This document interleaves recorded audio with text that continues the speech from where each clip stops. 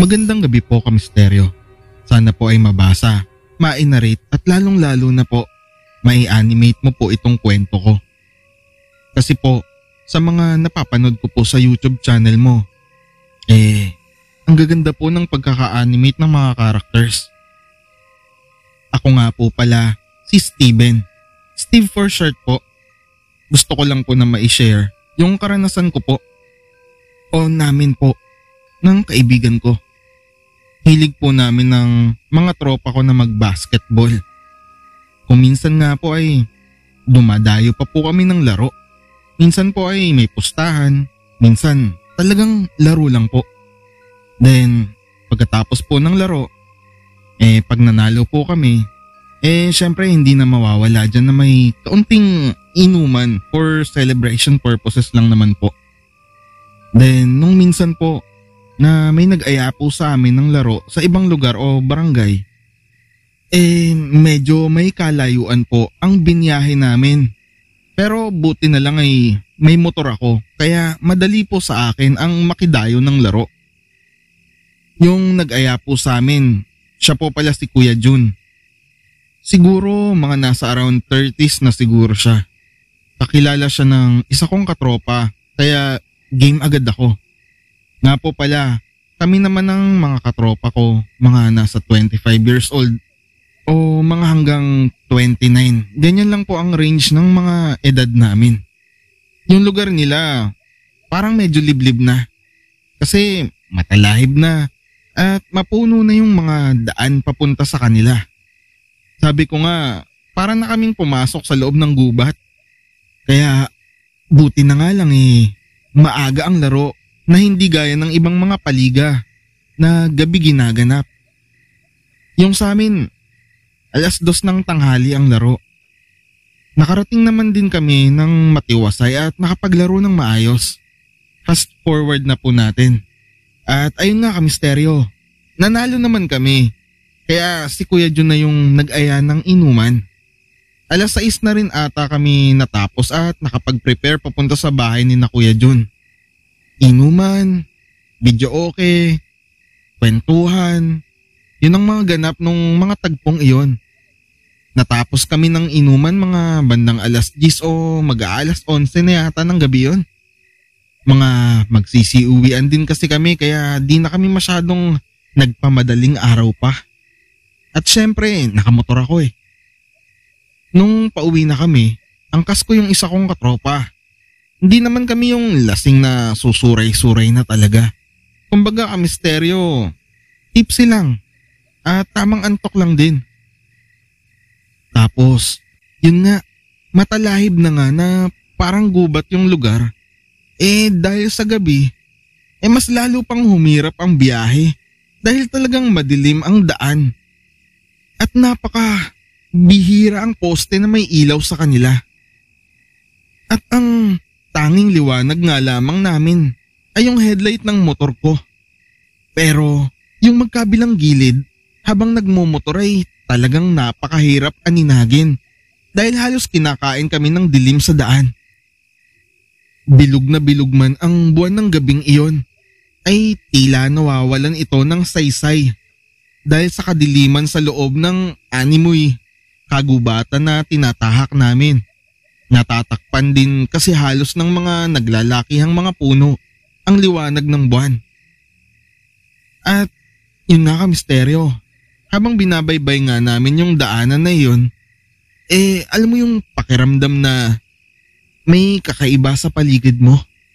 Yun ang pinaka nangingibabaw at pakiramdam ko ng mga oras na iyon. Kasi yung hangin, paiba-iba po ng lakas at direksyon ng pag-ihip. Tipong akala mo may bagyong paparating pero wala naman. Pero ang pinaka nakapukaw po ng pansin namin ng tropa ko na nakaangka sa akin yung hangin na malakas na tila kabulusok pababa sa amin at yung kasabay nito na para pong may anino na dumaan sa itaas namin na tila may nais namang dagit na kung anong napakalaking ibon o paniki o kung anuman po iyon. Tapos mga ilang minuto lang din pagkatapos ng pangyayaring iyon, ay may naaninagan naman po kaming parang aso po na di pangkaraniwan ng laki. Nakatingin po ito sa amin. Medyo malayo pa po kami sa kanya pero yung mata po niya, malayo pa lang ay halatang halata na animoy nagliliwanag ito na parang sabik na sabik sa pagdating namin sa kinapwestuhan nito. Nagliliwanag na alam po namin na mismong sa amin ito nakatingin. At nung papalapit na nga po kami sa pinagpupuwestuhan, ay bigla po itong tumakbo pasalubong sa amin. Nga po pala kamisteryo, nasa pinakagitna po siya ng daan na tinutumbok ng motor namin.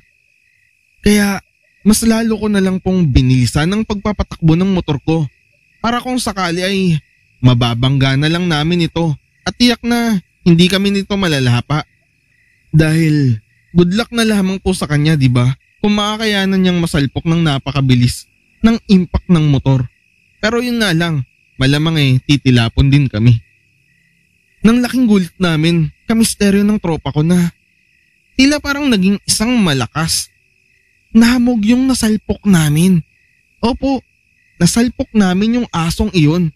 Pero parang naging fog siya. Maski po kami ng tropa ko ay di rin namin mapaniwalaan yung naranasan namin. Na parang namalikmata ba kami? O kung ano man ang naranasan namin na iyon. O kalasingan lang ba? Pero bakit parehas kami na nakita yung ganun, di ba? So meaning to say, nasa 80% possibility na totoo yun. At di kami nahihibang. Sa mga susunod na ikukwento ko ay mas magpapatunay. At lalakas ang pruweba namin na totoo na nga ang mga naranasan namin nung gabing iyon. Kaya tapusin niyo po ha, para malaman niyo kung bakit ko nasabi ito. So eto na nga po. Nakauwi naman po kami ng maayos ng tropa ko. Nakapagpahinga at mahimbing din naman na nakatulog gawa siguro ng tama ng alak at pagod. Kinaumagahan nagchat sa akin yung tropa ko, yung nakaangka sa akin kagabi. Nagtatanong ito kung naaalala ko pa daw po ba yung nangyari kagabi. Sa isip-isip ko naman po Putya, mukhang may di ako naaalala. Anong nangyari sa atin pre? Di tayo talo Brad. Hanggang sa natigilan ako at naalala ko yung aso. Kaya napareply ako. Sabi ko syempre naman no. Hindi naman ako lasing na lasing. Nakauwi na nga tayo ng buo Sabi naman niya, first time niya na makakita ng ganun kalaking aso. Sa isip-isip ko naman po kamisteryo aso nga kaya yun? Habang kachat ko yung kasama ko kagabi, ay bigla naman nagchat itong isa kong katropa. Yung katropa ko na nakakakilala kay Kuya Jun. Nagtatanong kung maayos daw ba kaming nakauwi kagabi. Nag-reply naman ako na okay naman kami at kung bakit naman niya naitanong. Reply niya naman ay pinapatanong lang daw ni Kuya Jun. Bilang siya nga yung nag-aya sa amin o nag-imbita sa amin sa lugar niya. Saka meron daw kasing nabalitaan si Kuya Jun nitong kinaumagahan lamang na may pinatay daw sa lugar nila. Natagpuan daw sa may talaiban sa gilid ng kalsada. Same way dun sa dinaanan namin. Grabe daw kasi yung sinapit ng biktima. Wakwak yung dibdib hanggang tiyan. Pero wala nang sinabi kung may nawawala bang laman loob. Pero grabe talaga yun kamisteryo.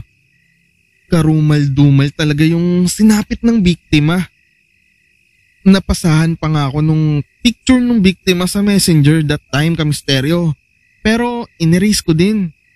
Kasi di kaya ng sistema ko kaya agad-agad ko talaga tong binura. Lalo't nakilala ko pa yung biktima.